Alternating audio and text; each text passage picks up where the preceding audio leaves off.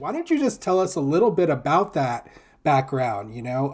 What is your ethnic and racial background, and how did you kind of grow your evolution of race consciousness over time? Right. So for starters, my mom is white. She's part French Canadian, part American, and within the American side of the family is like kind of the stuff you'd expect from Europe. So like a bit of Welsh, bit of Dutch, stuff like that. My dad, however, is half black and half indigenous from Latin America. But he's very much black passing. He's got the thick, wiry hair. I've known him for most of my life where he's got long dreadlocks. The dude absolutely loves his reggae music because, again, he and I are both part Jamaican, but he's from Ecuador. And so that's kind of like the simplest way for me to say is like, oh, yeah, my dad is black and he's from Ecuador. And the result of that is growing up, that was my baseline normal. So like, yeah, I could tell my dad obviously had a different skin color, but that didn't make him inhuman or unworthy of love and respect and things like that, right? And I also had a lot of friends growing up who were of various races because I was growing up in a fairly large city. And some of my mom's friends, and of course my dad, and like that side of the family, it's all pretty mixed race. Like if you got everyone together, we'd very much look like a immigrants welcome banner for, like a refugee program or something. So I'm definitely on the lighter side compared to, say, one of my sisters, or of course my dad, who's like the darkest of all of my grandmother's kids.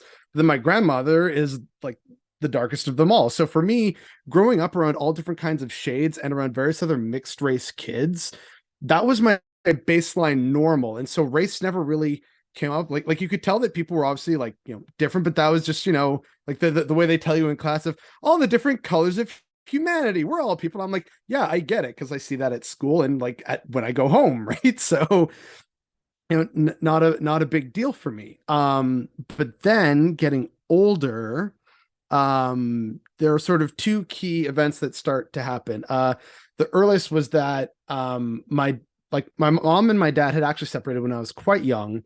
And my dad remarried and then went down to Southern Ontario with the wife there on a tiny little town on the shores of Lake Huron. And it's pretty white down there. And I would go and spend time with him, usually during the summer breaks, and go spend time, help him, do like work, painting houses and whatnot. And there, though, I started to notice that I was treated differently and I couldn't figure out why. And it wasn't until later that I kind of started to piece together that it was absolutely because of my father's race and my race by association. So there's my dad, and like he loves telling the story of his first night in this town, and he kind of laughs about it. And then there's me and everyone else like, Dad, you were like this close to getting lynched. Like that's not funny. Like what? And so going there, later as a kid, and a lot of people were nice because trying to be like friendly and hospitable, but every now and then there would be some random person who, after talking to me and not quite sure whose kid I was because it's a small town, they would say, "You're the N-words kid, ain't you?" And like the N-word with the hard R, just like casual, like this is fine to say. And I was like, okay, I mean, I guess, but I'm very unsettled right now. So that kind of all helped kind of click together, the poor treatment by some of my like then stepmother's side of the family. I'm like, oh, okay, it's a race thing. And so in the eyes of these people in this town, I'm black because of my dad, but I had never identified as black or been called black before. So that was weird. And then also, sort of like later on, but also around the same time, is junior high school. And even though it's in still a pretty like diverse, large-ish Canadian city, it's junior high. Kids are very cruel. So I was constantly made fun of because of my weight. I was constantly made fun of also because of my ethnicity. So I was the fat Mexican. I was lazy. People called me spick, beaner, wetback, the classic slurs, right? By the way, sorry for getting your channel and your video for this instantly demonetized by mentioning these slurs that were thrown my way when I was We're like 12 and listen. 13 years We're old. not doing this for money. We're doing this for education. All right, so it's perfectly fine. Go ahead. Yeah. So that was, another thing that I had to deal with, which was a first, because I was like, okay, yeah, like I'm Latino, like I learned that term, but it wasn't ever used as a weapon against me because it's just part of who I am. It's part of my family, it's part of my heritage. Um, so that was pretty messed up. But then also in grade 8, 9/11 happened. And at the time I'm still like dark. I didn't have, beard and facial hair and stuff like that. My hair was pretty short. And a lot of kids and random strangers in the street started thinking that I was Muslim, even though I'm not. I'm not saying that that's okay to be racist towards Muslims or people from the Middle East. Like, it absolutely isn't. But I definitely started to notice more and more. Again, want to stress here, at the age of 13, that I was being targeted for, being other, and other, not in the sense of Latino, which I was getting at school, but for being, assumed to be Middle Eastern. So, people crossing the other side of the street, spitting at my feet, or in some cases directly on me. A couple of times being either physically or verbally assaulted and being told to go back to my country. I'm like, the fuck you talking about? I was born and raised in this city. Right. And it's, well, like, where are you really from? And that's like that classic microaggression. Like, no, where are you really from? And it's like, well, on my mom's side, I guess Quebec, and on my dad's side, again, partially indigenous, and then don't know exactly where the black came from. It was brought here against its will centuries ago. So, like, what the fuck do you want me to say and do about that? So, already just in the span of, like, 2 or 3 years, from the age of 10 to 13, I'm getting so many mixed signals about race. It's like I'm black and I'm an N-word, or I'm a beaner, I'm a lazy immigrant. And it's like, but I was born here. And then no, you're actually like an evil, filthy sand N-word was another popular one that was thrown my way. So it's just like, what is it? And so yeah, I was already 13 and exhausted with bigotry and racism and white people in general. So yeah, that was kind of like that or early moment of various different aspects of trauma, ranging from like minor, microaggressions to large, like, wow, I'm actually like getting beat up right now for being mistaken for someone else's race. This is pretty fucked up. I'm offering people grace. I understand. One of the impetuses for me to create this platform and this opportunity for conversation is because there isn't a lot of opportunity for conversation on this subject matter for people.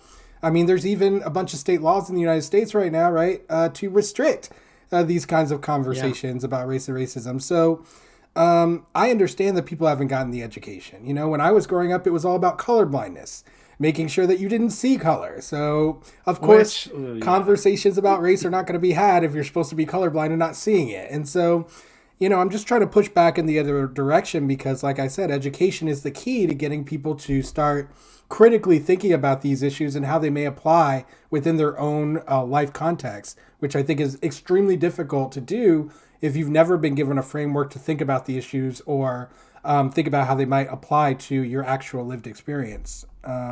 So we talked about kind of the negative aspects of people perceiving you as different races and how that could do, but there is a flip side to that coin, which is sometimes people perceive you as white and you're able to use that whiteness as a way of fighting back against racism.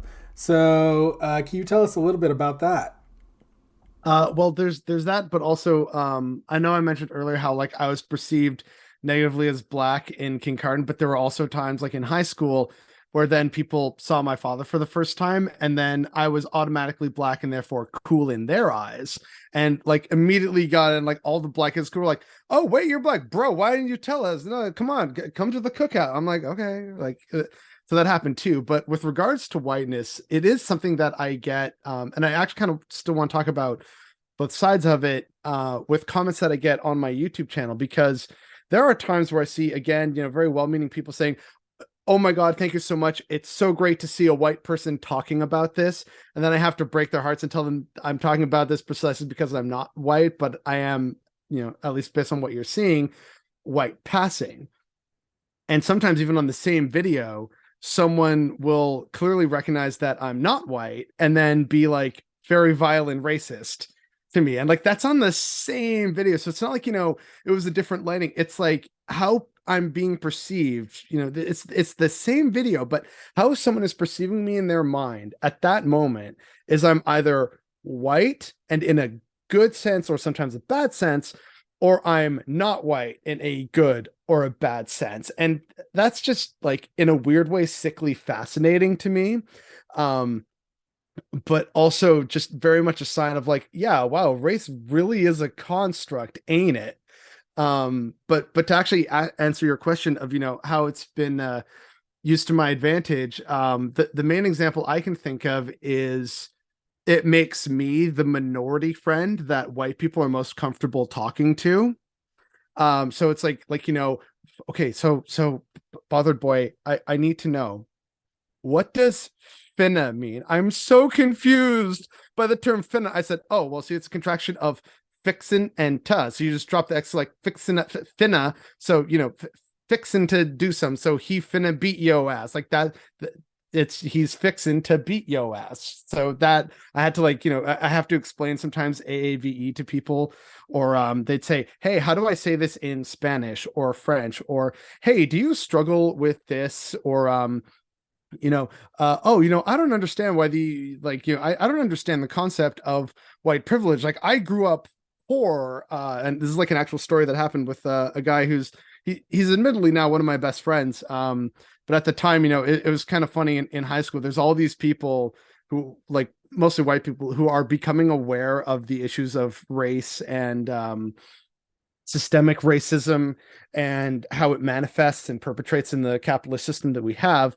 And they're trying to get through to our mutual friend here that, no, it's not about your race. It's about other circumstances. And he just wasn't getting it because, hey, I grew up poor. I don't see how like my race has anything to do with it. And me being me, I just said, dude, one day after clearly it wasn't working after months of this with the other teenage white suburban kids.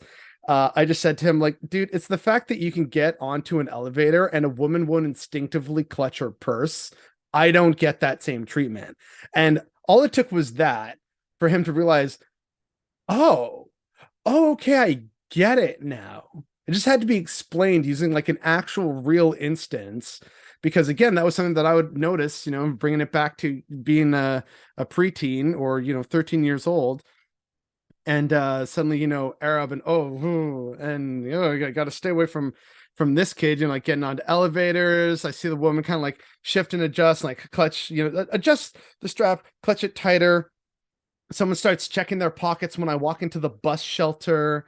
I'm walking down the street, even if it's in the afternoon, someone crosses the street, even though the street is empty. I'm like, okay, let's see what's happening. I'm not going to say anything because I have shit to do. And I just, recognize the bullshit, but, I see and recognize that this is happening around me.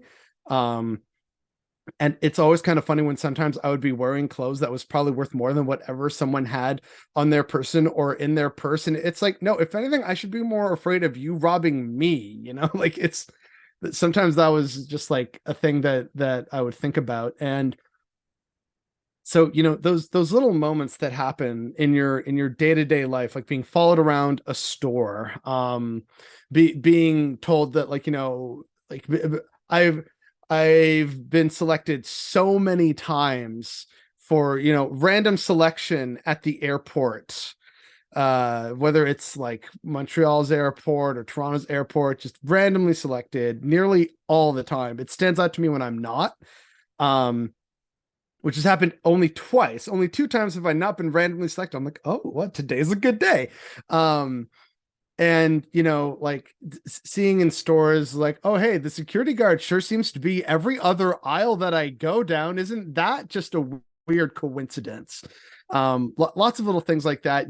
They kind of pile up, and not that they really wear you down, or at least they don't wear me down, but it definitely just kind of sits as oh, okay, that's a thing. It has happened less as time goes on, and I don't know if that's because just getting paler because you're not getting out in the sun as much, especially because of the pandemic, and also just because of people becoming more aware that these are bad things to do and racist, and people don't want to be racist.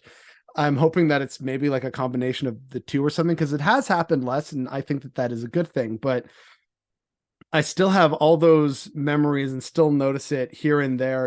A dude wants to double check my ticket as opposed to like, the white kid named Tyler in front of me who very easily could have like had a forged ticket, right? Like it's just stuff like that always just kind of stands out to me. Um and it does mean that, by being lighter and like I get it, right? I'm most people in my life's token Latin American friend. um I get that that makes me the sort of go-to for like race related questions, as it at least may pertain to me. Obviously they're not going to ask me about the black experience in Canada. Like there's parts I can speak to that because I have black family members and friends, but obviously it's like that's just my, you know outside, perspective. It's not something that I can speak to personally because I'm not black, unless I'm perceived to be black by some people. Which, I mean, hey, that's kind of cool, but at the same time it's like, but I'm not, though. Like I would have to tell some kids in high school, like, thank you, I'm honored to be in the crowd, but like I'm not black. You shouldn't call me black. I'm just not. I'm half black, sure, but I'm not. Well, even then, like, half black because like my dad's black passing, but like technically, if you want to go like blood quantum levels, I'm only a quarter black, right? So I mean, that's the thing, right? It's like, what's black? What falls in the category of yeah, black? What falls in the category of white? These were never meant to be some kind of static categories with percentages or anything like that. They were. These categories are part of a hierarchy, right? It's part of a system. And so they were meant to be malleable to incorporate who they wanted and to exclude who they wanted, And that's kind of, you're just experiencing the legacy of implicating that system into all of our different institutions throughout, generations. That's what you're experiencing. It's like the result of that. And it's a hot mess, right? We have a comment here by Adnan. I'm sure Bother Boy has experienced this, where because you're accepted by some folks, you hear how they talk about who they don't think you are. And so you learn to pick up on all the little turns of phrases used to passively denigrate you. Seems to be resonating a little bit. yeah. uh a lot of that, including also like from some friends in high school. Now, to their credit, they've realized since, like, oh, that was messed up, and they have apologized. But we're talking early 2000s, like shortly after Afghanistan and then the Iraq invasion in 2003. So, people had a lot of learning and growing to do at this point in time. But I'm just going to take a look at that comment again, just to sort of really Yeah, sit with it a while bit. you're looking at that, like, I'll just tell you, you might be surprised to learn that the same thing has happened to me, even though I'm quite obviously black. Where people will say, "Well, you're you're black, not an N word." People will, Yeah. try to say that somehow I'm in a separate category from other black people because I guess they're perceiving me as like having some kind of, I don't know, greater intelligence, or they gain some kind of respect for me, right? And for them, their respect for me puts me in a category different than other black people. So I thought that was always very interesting. Yeah, and that's very much a shared struggle with all minorities. Like I've heard similar things from like the term we had in high school was Oreos, right? Kids who were black on the outside but white on the inside. So what is whiteness? And then like you never really talk or sit with that because you're a teenager, you don't really fully understand this yet. Um Well, but I'll yeah, tell like you, it's if you go on my YouTube channel and you watch my video "Contraband of Race War," which is a poem that I wrote before I created this channel. Um, I watched that. Yeah, it's yeah. good. So what do I say? 6 years old, and I'd already been told the difference between black and white when a 6-year-old classmate came and they told me, "Why don't you act black?" And I was like, "What do you mean by that?" And he goes, "Well, you don't curse, you're not in a gang, you get good grades." All Yeah. these Oh man. positives were seen to him as being not black. Thanks for putting that in the chat, Marigoth. But yeah, like, it was shocking to me to hear that someone believed being black meant all those things. This is a black kid telling me this. So I'm like, wow, that's what you believe about yourself, that being black means you have to do all these things. And it was heartbreaking for me as a 6-year-old who could comprehend the implications of what he was saying at that time. Yeah. So I've became curious about it ever since that moment and investigating it ever since that moment, really nonstop until today. Just want to throw that out there because you know, No, hey, and that very much like resonates with me because the microaggression I hate most after no, where are you really from, is sort of like a two-way tie between, you're one of the good ones or you're not like other acts, Latinos, black people, when like some people thought that I was, black, right? Or black passing in their eyes. Like I hate that so much because like you said, it shows a reflection of like how they view goodness and normality as it relates to like their weird warped sense of the norm, which is really just a form of white culture. It's part of why also a lot of people do think I'm white, because I quote unquote speak like this.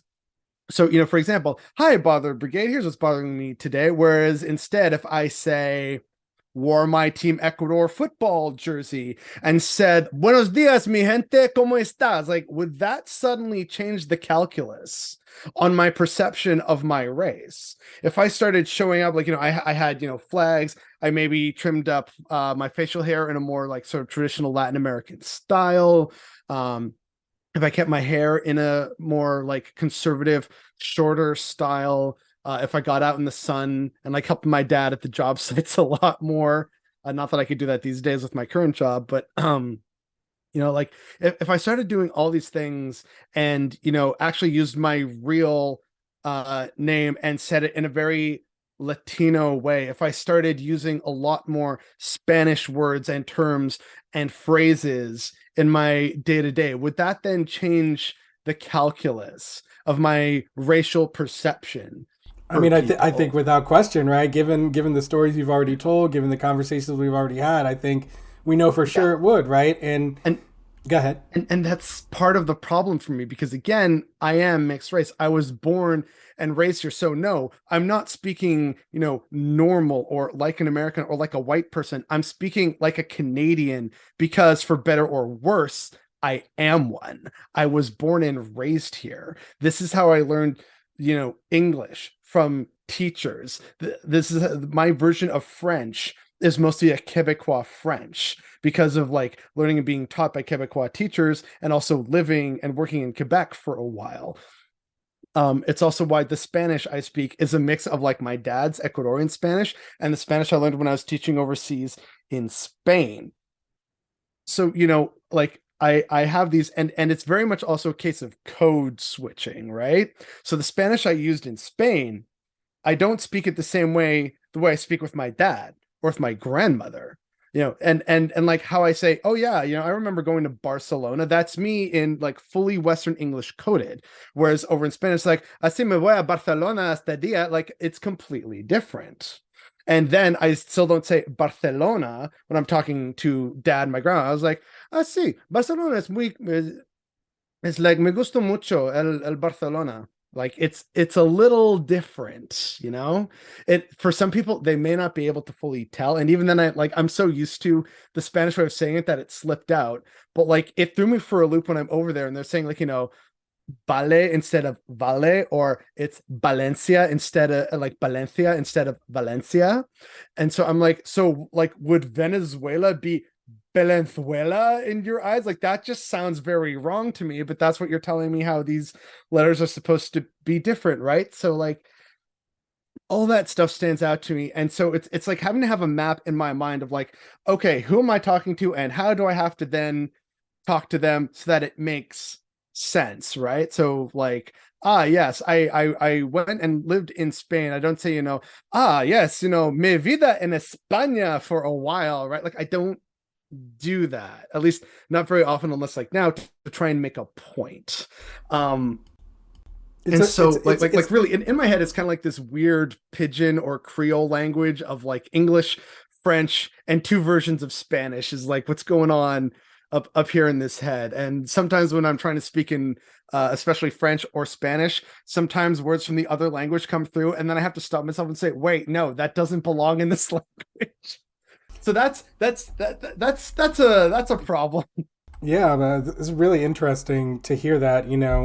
As an American myself, I only know one language, of course, and so a lot of the language things that you're talking about, I don't often get to talk about, although I have lately quite a bit. But it's very interesting. Now, correct me if I'm wrong, but it sounded a little bit like, you know, you're pulling out these different languages or dialects, if you will, in certain contexts, and code switching. You said. Let me ask you, just like personally, do you do it so that you're perceived a certain way? Like, is there any actual thoughts or calculus that go into that, or is it more just like, how do you think about it? Like, how do you conceptualize doing it? And like, or not justify, but you know what I mean? Like, what's your reasoning? So the way I'd explain it is in certain social situations, I will be hyper aware that I am like one of the few vaguely ethnic people in the room. So, like, for example, if I go to a wine tasting, I immediately recognize, like, okay, there's me, there's one other possibly Latin American person, there's a South Asian person, and there's the two black people. And it also feels like we all kind of like are aware this is like that kind of solemn little like you make eye contact and a nod of like, okay, we're here. Okay, all right. See, you're nodding, you get it. Oh yeah, I mean, how many how many And times so have I been like in a room where like I'm the only black person there, or like there's only one other, and we see each other from a long distance away? yeah, Like we've all experienced it. Anyone who's a part of a marginalized group or a minority group has yeah. experienced that. Yeah, see, and that's part of it. So for me, part of what you and I are kind of sharing and bonding over this right now is part of like what code switching is for me. So like when I'm talking to fellow marginalized people, I feel a lot more at ease saying certain things because I know that it's understood, usually implicitly. I can talk to a Korean Canadian. I can talk to one of my family members. I can talk to you. I can talk to a random South Asian guy in the streets of my hometown. Say, hey, what are your thoughts on like this? And like, have you gotten this kind of flack from white people before? And it'll probably just be immediate, like, oh yes, absolutely. And it's like right, and like there's just kind of that immediate, like almost brotherhood, or if you will, of like you get it, you understand either because you've been here before, you've seen it happen to like a friend or a family member, and it's just like there's that implicit understanding. Whereas in a room full of usually predominantly white strangers, that's obviously going to be a bit different because I've seen how these people can react online, and so I'm always more aware of that. And not to say that like I do it consciously to try and like be perceived a certain way. It's more of like a survival tactic for trying to get through that social interaction of I don't want to ruffle a potential Becky or Karen's feathers when I'm just trying to have a good time. So it's like, yes, I yes, the canapes are very nice. I'll be more careful not to swear and not to, criticize people. Or if I do, it's like I kind of do the white, very gentle pushing back of like, oh well, I don't really know too much about that. Whereas if it was like, me and my dad's Jamaican friend, they'd be like, hey, real talk, you're being kind of an asshole right now. It's like, okay, nope, fair enough. Like that's just how it is, and everyone kind of accepts it. But you can't do that in certain social situations where it's a white man's world. And so that for me is really like the key to code switching for me. It's not that I really try and do it. Like I don't go to a friend's party thinking like, oh boy, okay, gotta be on my best behavior for the white folk. It's more like, oh yeah, I'm just kind of expecting, just based on pure demographics, probably going to be mostly white. But I know him; he's cool. I know he's got some other friends. Hopefully that are like my skin tone or darker. Hopefully I'll see some of them there, and like you find a few, or maybe you don't. You're like the one ethnic person at the party, but like it's still just kind of like I'm still myself and I have a good time, especially with friends and whatnot.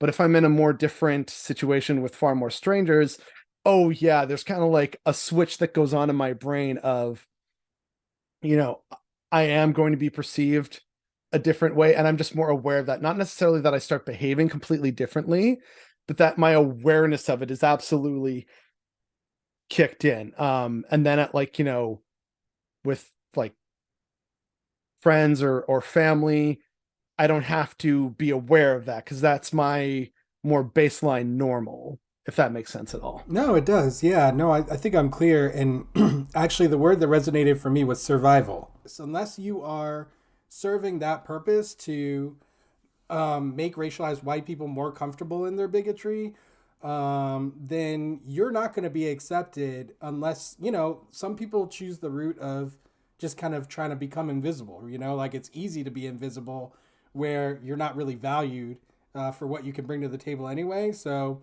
you can kind of just slink to the background.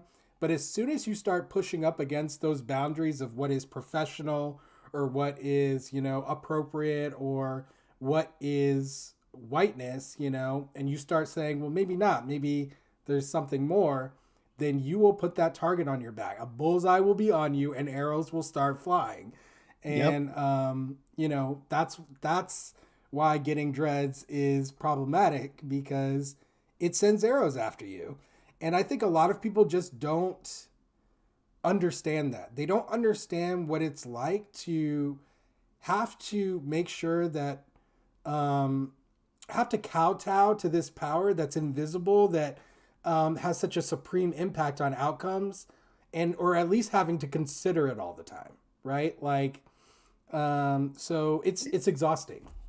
Yeah, it's exhausting, and it's also a shame because like once you start to learn about the actual history of racism, so many other things that people want to make like racist jokes about start to make sense. Not in like, oh, it makes the joke funny or it makes the racism okay, like not in that sense, but sort of it explains why that racist stereotype starts to exist. So, one of my favorite examples up here is that you know, here in Canada, it's like, well, why, yeah, why are there so few black people who can skate or who don't know how to swim or who like camping, etc. I'm like, white people and racism and driving people out. Like some of the earliest race riots ever in North America were in Canada or what would become Canada.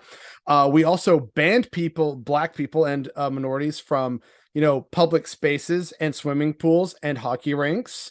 And also we banned them like, for centuries from like in any way engaging in those sports. So, oh, how come they don't like these sports? It's like, bro, it's because we literally banned them from it. And the gall of that is that some of the most famous aspects of modern hockey, such as the slap shot and a certain style of goaltending called butterfly style goaltending, were invented by the Colored Hockey League, which was a bunch of black Nova Scotians from various different church parishes who would play against each other after like Sunday mass. So, right there, they've had this impact on Canadian culture that just got completely erased. And we talk about, oh, welcome, black people aren't playing this sport. It's very much a white people sport. I'm like, because the white people excluded them from it. Like, it's so messed up. It's the same about like how I get mad when people say, what is it with like black people in barbershops? I'm like, so it has to do with hair and the racialization and politicization of hair, plus tie into that the racism of, no, we don't serve your kind in here. We can't cut your hair. So they had a bunch of black people having to try and figure out how do we make our hair, which is very unique and different to white people's hair, how do we make that, how do we turn this into white people's hair so we can be at least start to kind of blend in and maybe get just like a little less racism. We're still going to get like a ton of racism, but instead of 5 tons of racism a day, we're going to get 4 tons of racism a day. That's an improvement. And so it's like, what's with like, black girls at the salon and like black men and barber shops and like, why is like the barber shop skit so popular on like in Living Color? I'm like, it has to do with history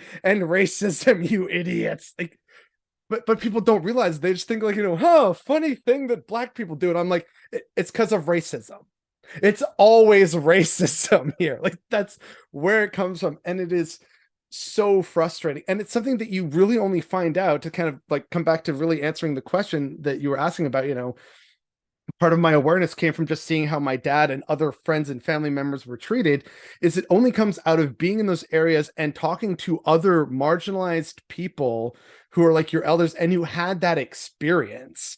The way my dad just casually talks about like growing up in a military dictatorship and some of the racism that's thrown his way, I'm like, Jesus Christ, that's horrifying. And for him, it's like, oh, well, you know what? It was a Tuesday, you know, like it's unreal. Yeah. And hearing from other people like, you know, oh yeah, I have a similar story of, you know, almost being lynched in a small town, and you're just like, what, why are we talking about this? What? Like, but it's just kind of become normalized because it's part of that experience that you grow up with, and other people will kind of share and bond in it's like a form of trauma bonding, really. And white people don't have that same thing. The closest they have is when maybe part of their ancestry was not white for a while before finally being accepted into the ever increasing group of whiteness. So, you know, the Irish were like, oh yeah, we were discriminated against. I'm like, yeah, no, you definitely were. You weren't slaves though. Just putting that out there. Like, yeah, solidarity with being under the thumb of white boy. Like, you should be able to thus understand this. Sometimes they do, sometimes they don't. It's really a coin flip with, you know, the people that you're talking to and how they feel and identify about things. See also, you know, Portuguese, Italians, and Spaniards in Canada and the United States who weren't white for the longest time. In fact, one of my friends, he's part Portuguese, and he has numerous stories about how his grandma, so like, you know, she's still alive, and she has stories about how when she was growing up and first getting here, she was not white, but now she absolutely is. And that's just weird and confusing to her, you know, like the dear old thing.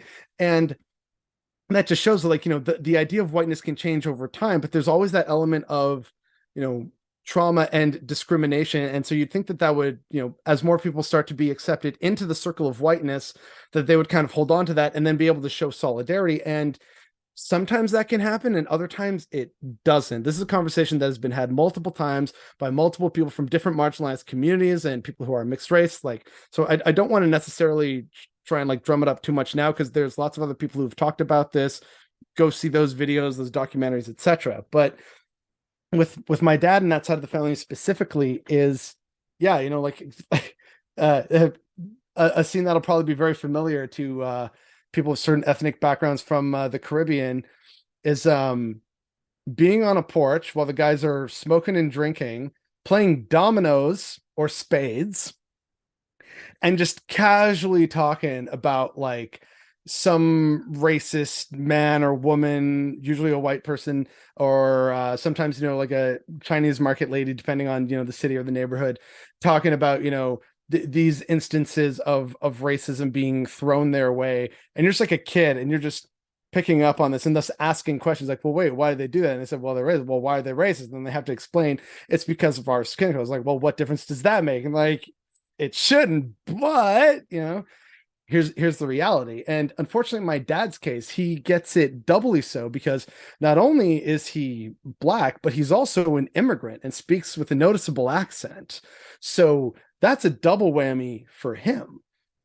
And so, you know, I remember having a conversation with my dad about this maybe about a year ago, where like we were talking, maybe even was related to like something happening in the States with regards to like the George Floyd protests or something like that. And it had to do with race. And I just said, like, you know, like this is just so ridiculous and infuriating. Like, you know, Dad, what do you think about this? Like, doesn't this, you know, just enrage you the way it enrages me? And he just said, you know, oh, mijo, if I, you know, had to deal, if I got mad about, you know, every time someone was racist to me, I'd never have a happy day again in my life. Like it was so regular for him.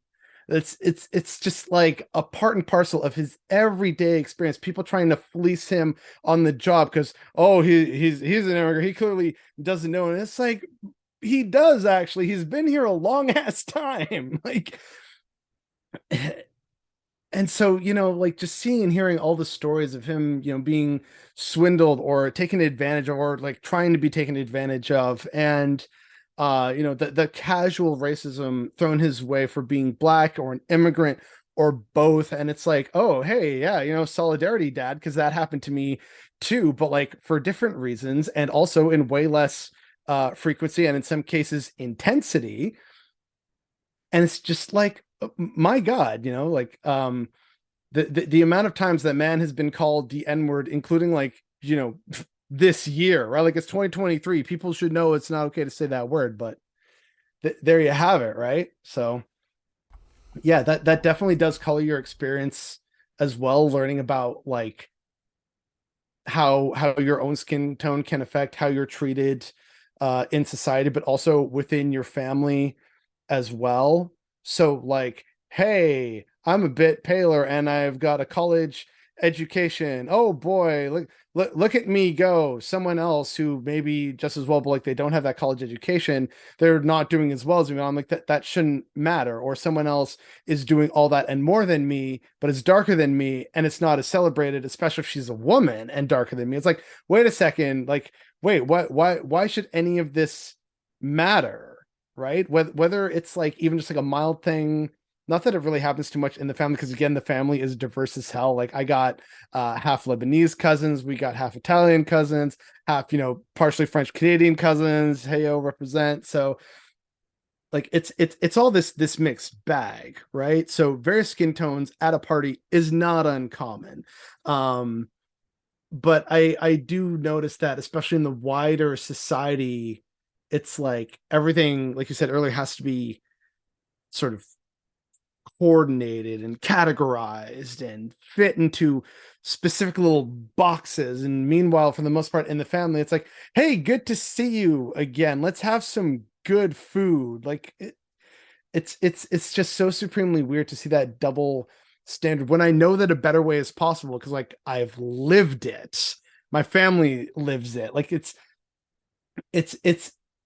a little disheartening, but mostly just deeply frustrating. Extremely frustrating. I that a better way is possible. We've been talking about a better way for so long, and it's just Yeah. ultimately it's not the question was never whether a better way was possible. The question is, do we have the political will? Do we have the moral fortitude to try a different way? And so far, the answer is pretty much no.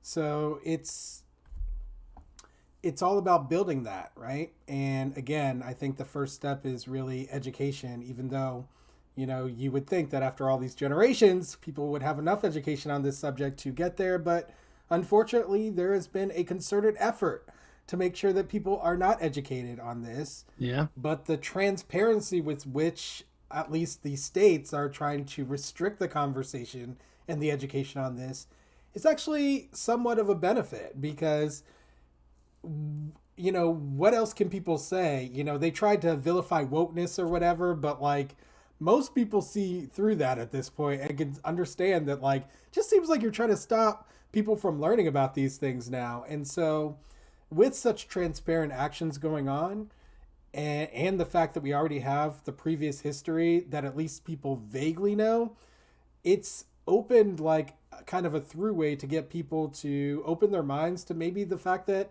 they've been told a lie about their country, about their history, about the role that race and racism plays in their society. And more people are starting to open themselves up to the possibility of accepting that reality.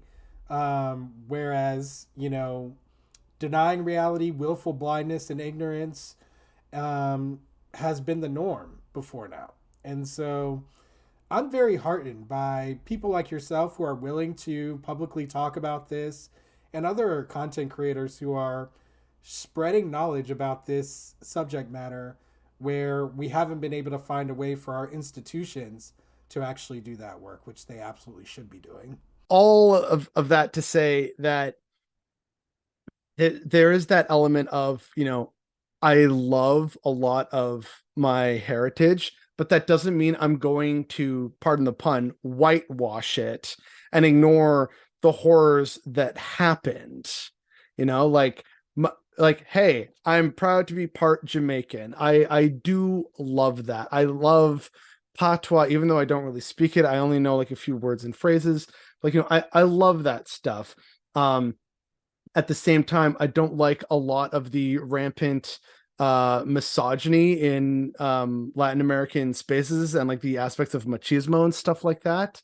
I'm also going to call out slavery as it impacts various aspects of my heritage from Jamaica to Colombia to Ecuador. Like, yeah, hey, there's things I like about this stuff, but Ecuador, even to this day, is still a very imperfect, like borderline dictatorship country that has like, sure, it has democracy, but it's really not great. But at the same time, it's a part of who I am, and I can't change that. And I don't really want to change that. I just want to acknowledge that there are good and bad. And yet apparently that's too much to ask for some people who are like, no, see, like you're wrong, silly white American. Like I was called gringo so many times in the comments of that video. I'm like, okay, so one, not a gringo, and two, you didn't actually disprove any of the points I'm making. You're just trying to make excuses for whatever weird reason. It's a wrong reason, but it's like various weird reasons to try and like pave over what I'm bringing attention to. Well, let's talk about that for a second. Why people would bring up these weird reasons to distract from what you're talking about. And I think what it is, right, is that there is this way of there's this need to dilute the horrors of a racist history. Right? It's a built-in mechanism, and people are taught to do it. People are taught to make sure, like there's all this media out there about how the whole world had slavery, right? To try to make chattel slavery that existed in America seem like it was just something that everybody was doing. And this and yeah. that, Oh right? God. So it's just more. It's to keep people in ignorance, right? It's to make sure they stay there, to give them some firepower so that when the truth intercedes, they will have been given a playbook to use to fight against acceptance of that truth.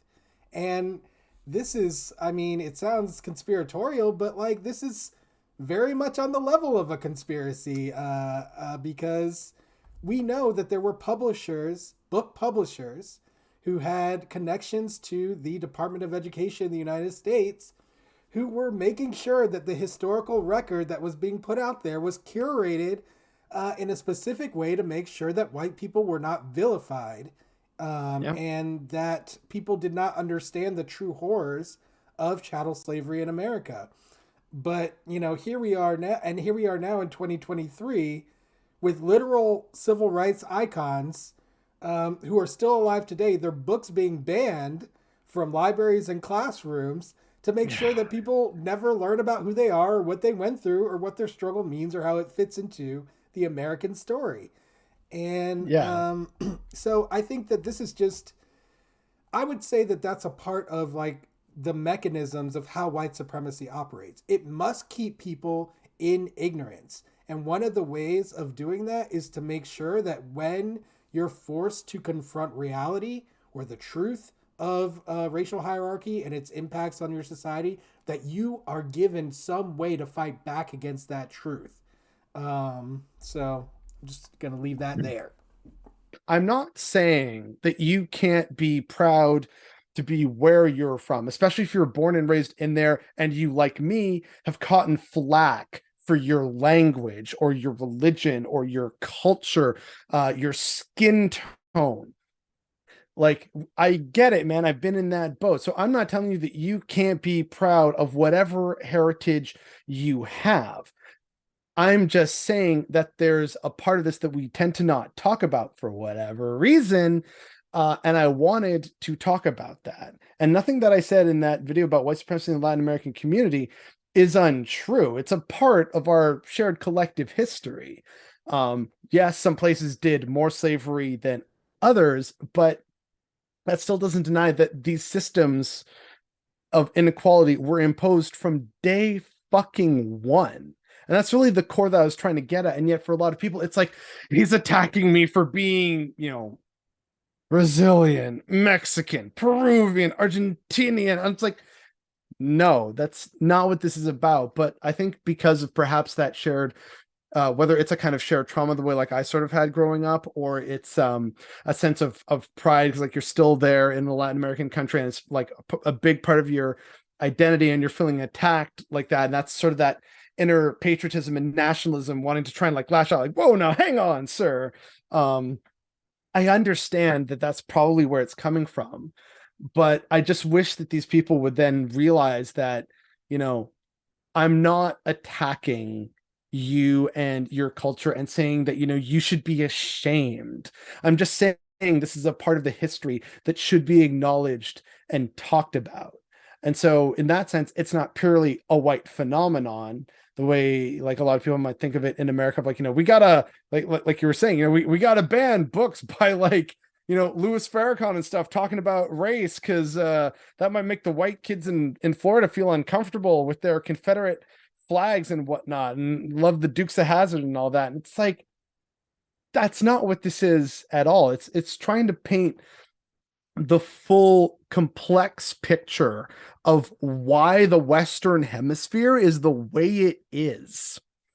And unfortunately, a lot of people don't like when you do that, you know, whether they're white or non-white in Latin America. It's just kind of like, how dare you make me feel bad about my history, which I was raised to feel good about because I bought into the propaganda and indoctrination of my school system, which is very much what it's about. That's why they have us, whether you're American, Canadian, etc. So they have you standing up at the start of every school day and, you know, sing the national anthem, or in America's unique case, the Pledge of Allegiance to the flag, which is weird as hell if just, you know, as an outsider. It's part of that indoctrination to try and make you be a good little nationalist, right? And so anything that fights back against that, whether it's, you know, white or non-white, is a threat to that idea of nationalism, which in a way is a white idea because what we now know and understand as nationalism is a European invention. So yeah, like and then it was imposed on the rest of the world. Like that's where I wanted to kind of go, which is that, you know, in America anyway, and I stick to America because it's most of what I've studied and most of what I know. American was synonymous with white for a long time. And so this is the problem, is that a lot of people, at least in this country, their perception is that they allowed people to become American, right? We've allowed you here. You know, we've given you the grace to exist in our country, you know, our white country. Indigenous people would like a word on that.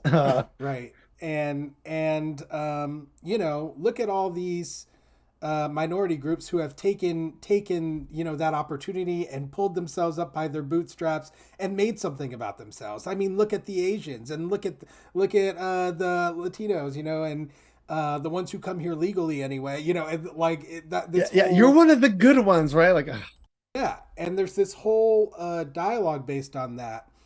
And then there's like the back end of that, like the foundation of those beliefs of, you know, allowing people here. I allowed you to be American. And it's all based on a historical legacy of white people defining what is American, right? Specifically, what is white American? Right, but it's the same. Like that's yeah, what yeah, really. You know, at least in this country, it really that's the history. The history is actually that like only white people were allowed to be Americans, you know, unless white people said otherwise, you know, and so that's what it is. And there is a difference between Latino and Hispanics, and I'm going to get into that in the big mega project video because I think it's something people should be more aware of. Long story short, Hispanic tends to be more white in terms of the tone it conveys.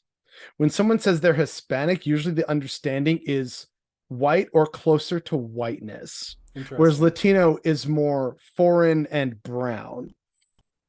That tracks. You know, I never thought of that, but yeah, that definitely tracks. Now again, I'm highly oversimplifying here. I should go into like more detail, and I will go into detail in like a future video, but that's really what it is, in part because like Latino tends to refer to just like people from Latin America, which is in this hemisphere, whereas Hispanic tends to also include people who come from various Spanish speaking areas, or in some cases also like Portuguese speaking areas, And therefore, like, there's that European tie-in of whiteness, but it also includes other areas that were colonized by the Spanish, such as Equatorial Guinea in Africa and the places like the Philippines.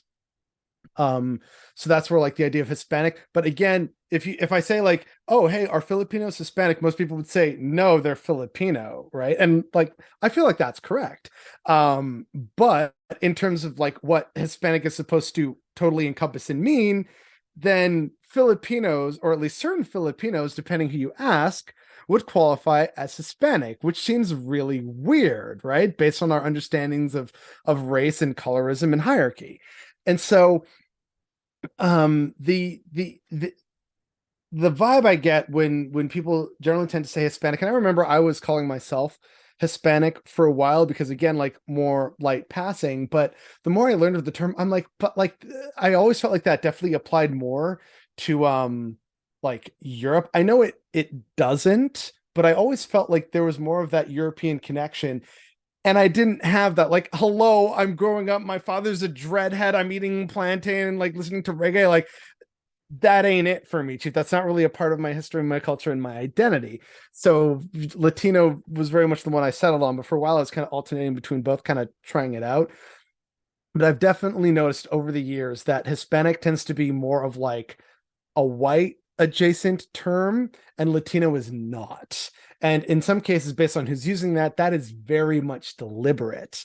And we're seeing now in the States where a lot of because it's like listed on the census, Hispanics, and again, like there are actually like a ton of white Latin Americans. So if they can get by and say, well, no, I'm not Latino, I'm a white Hispanic, or just I'm Hispanic in general. Now it's like, okay, you know what? Fine, yeah, we need more white people in the white people club.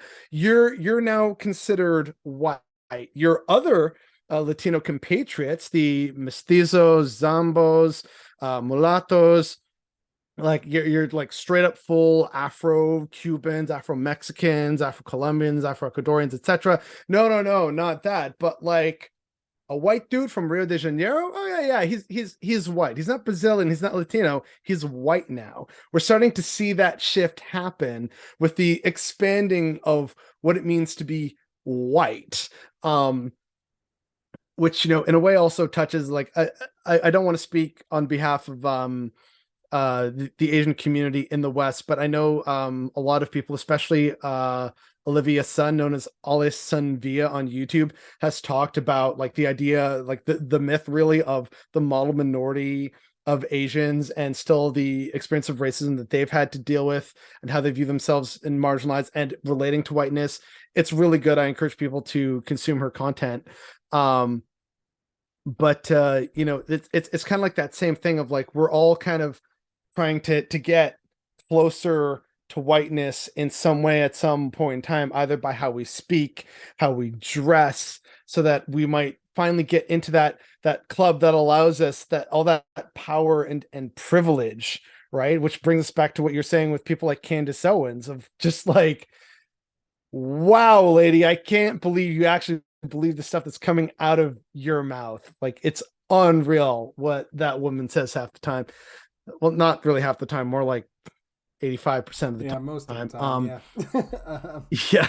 Yeah. And it's just like, oh, okay, but then it's that whole idea of, okay, but I'm in the aspect of cultural appropriation, and whether it's appreciation and racism, that is such a fine line. It's less a fine line and more like a microscopic maze that needs to be navigated, because everyone is going to have a different answer. Like case in point, the discourse that happened like a couple years ago about like a white lady who wrote a book about like noodles, or like Chinese style noodles and dumplings, and it's like some white redhead lady, and a lot of people were understandably like, why are we doing this? Like, I get it, but as a lot of people also pointed out, like, this lady clearly loves her dumplings. She went and studied for years and decade, like pretty much like a decade or more, learning this. Can you say the same? And it's like, my take on this, and this is just my take, right? I don't want people to think that what I'm about to say is like the take to end all takes. It's purely my take. It is one of like 100 million potential takes from pissed off, marginalized people out there. My take on like that situation, other similar situations, is that it really comes down to the individual involved and the culture that they're going to, how they respond to that input and that experience, and how they then respond to people criticizing or not criticizing them. That kind of makes it up for me. So on a baseline of like, hey, yeah, she studied and like did like a ton of work with dumplings, and she's clearly sharing her love for them. And I think that's fine. But I don't think it's fine to use that as an excuse to denigrate or somehow like excuse away, wipe away the idea of how that is overriding generations of recipes and techniques passed down through the family. I need people, especially white people, to understand, because I feel like on some level, people would already understand this, that food is as much about culture as it is about just, you need something to eat. It's about, like Ratatouille did it beautifully, actually, talking about how it's like it can remind you of like key moments in your childhood. It speaks of family, of home. You have your meals that you make when you're feeling homesick, or to honor a family member who's no longer in your life. Like food is emotional and cultural as much as it is just like directly utilitarian and nourishing. And so I don't like that a lot of people try to dismiss criticism of the white lady by saying, well, she studied for a long time. And I'm like, yeah, that pales in comparison to Mrs. Lee, my neighbor, who's a Cantonese immigrant who's been here for 60 years and is making bao every day, passed down from generations. Okay. It's not the same thing. Not to say that this lady couldn't and shouldn't have written a book. She clearly loves and appreciates it to some extent, right? And I think that's fine. If some white dude gets like super into Jamaican patties, let's say, and dude wants to like get experimental and like not doing traditional patties, you know what? Fine.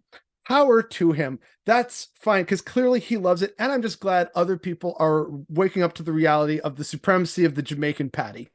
That is great.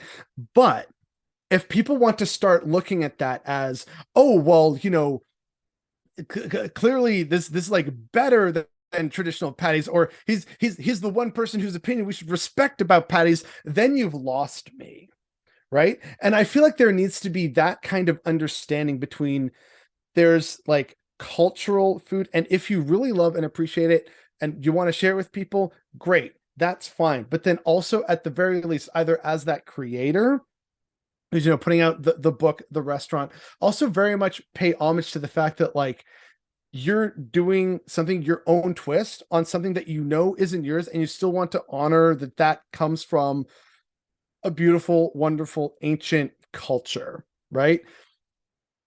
And like that to me is how things could be perhaps a little bit better, a little more conciliatory. But at the same time, there are certain things that you probably shouldn't do, given how marginalized people and communities can be. So of course I understand the pushback to like that noodle or dumpling lady, or maybe they're two separate people. I don't know, really. I never really paid too much attention to that discourse, but for example, right? A lot of food is cultural, and in many cases, food is one of the few things that people could do when they first immigrated here. That was like how they could earn their income. And so to try and like whitewash that very real, like I'm a white dude making Greek metze, like maybe that's just like a bad example, but you know what I mean? Of like, I'm gonna be, Joey McTavish, and I'm gonna show people this beautiful Korean fusion food. It's like, I'm happy that you're like excited and want to like do interesting things with food, but what does this say about the fact and the potential erasure of, say, Korean Canadians and their struggle to integrate and adapt and still face ongoing racism to this day, right? Um, it's kind of one of those things, but at the same time, you absolutely can appreciate a culture. I know white people who've lived in third world countries and married into families from those countries because they fell in love and like they started businesses there. They live and breathe that culture. Maybe they're not 100% perfect, nor will they ever be fully seen as accepted because they're the foreigner coming in, especially if they're white. There's that kind of colonial baggage coming with that as well. But like they speak the language, they're aware of the customs, they try and tell other people like, oh hey, no, you can't do that, that's like a verboten here in this culture, in this custom. Like that's clearly more of a sign of appreciation. So it's part of that microscopic maze that needs to be navigated in terms of, are we harming other marginalized communities by engaging in this, right? Like does my new passion take away or harm, whether directly or indirectly, a marginalized community? And I think that needs to be the core question that anyone who wants to engage in this asks. That's kind of just like the core of like my take on this matter, I guess. No, I think that's really good advice to anyone who finds themselves in that position. I just want to caution people with focusing too much on that in general, because that is a reflection. The cultural appropriation is a consequence of the true issues. Okay, like the true issues are just so much deeper than that. Like the reason that issue arises is because people are not thinking about where it comes from, right? That woman probably, like I'm sure that woman has thought about it, but she probably didn't think about what other people might think about it or how it might be used, right? Or how her book might be used to whitewash. That is or not or, or something, interpreted or seen a certain way. right? Like, I mean, so we need we need more education in general on this subject matter, because that would deal with the issue of cultural appropriation itself. It would make people be more careful. It would make people be more thoughtful. The reason why we don't have people being careful and thoughtful about these issues is because they just don't know, a lot of them. And then there's also the issue that a lot of them do know and they don't care, because in at least in American context, you're taught if you have an edge to use that edge. Like it reminds me of like Shark Tank. There was a Shark Tank episode with Gronkowski's brother, Ron Gronkowski, the NFL player. His brother was on there, and he developed these water bottles that he like meticulously designed and whatever. And they were like, we noticed that you didn't put the Gronkowski name on it. And he was like, yeah, like I just really wanted to like stand on my own and my own design and like this and that and blah, blah, blah. And they were like, no, absolutely not. You need to put the Gronkowski name on that, and that's kind of like how it goes, like it's not part of the culture here to take a step back or to hold back or to give others an opportunity or to cooperate. These It's are not cutthroat things. capitalism, yeah. Yeah, these are not things that are a part of our culture, and they never really have been. It's mostly been about maintaining the racial hierarchy. That's really the one through line, at least through our country's history, that is permanent. It's always there, no matter what point in history that you are. And so, because we have not dealt with that reality, because we have turned away from that reality, a lot of people will search for every other explanation for why these things are going on except for that permanent through line. And that's why there's so much confusion about it. And I think by focusing on the consequences rather than the fact that this racial hierarchy, this tyrannical racial hierarchy exists and has been empowered through all of these generations, we're really missing the boat in terms of changing things. We cannot change things by telling people not to appropriate other people's cultures. It's not that will not change things. We need to start focusing on the root issues And the only way we can ever get there is by starting to educate people on the origin of these issues. Because people have Yeah. no idea. They just And, don't know.